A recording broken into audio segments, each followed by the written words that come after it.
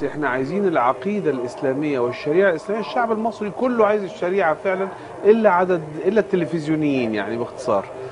إنما غير التلفزيونيين الشعب عايز الشريعة، عايز يعيش حياة نظيفة.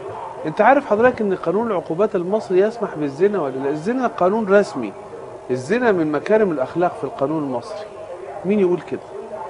مين يقول؟ من قال ذلك؟ يعني لا أدري. يعني لا، ده إجماع رجال القانون والقضاء والنص، إنه أن الرجل إذا ما وقع في الزنا لا تثريب عليه أبدا. الحاجة الوحيدة إنه لو عمل ده في مسكن الزوجية تقوم الزوجة تقول له إيه اللي جابك هنا بس.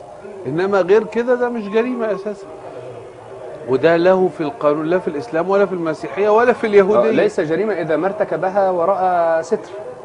يعني هو يقول ذلك القانون. أليس هذا يتفق مع الشرع أيضا؟ لا، افرض قال أنا امبارح ارتكبت جريمة الزنا، في هذه الحالة ليس في القانون ما يجرمه خالص حتى لو اعترف. ولو بنت واحدة تعالي يا بنت أو شهود مثلا. هو معترف، هو مش عايز شهود. لو جت واحدة قالت والله أنا واخدة الشقة دي 6 شارع مش عارف إيه، وبستقبل أصدقائي في الشغل ولا في الجامعة ولا في كده، وبنرتكب الزنا والعياذ بالله يا رب العالمين، بس من غير أجر، ده يعني بس كده ممارسة يعني حرية، مش ممنوع عليها، هي حرة. فالقانون المصري فادح، فمين مش عايز كده؟ إذن هذه معضلات كلها يتحملها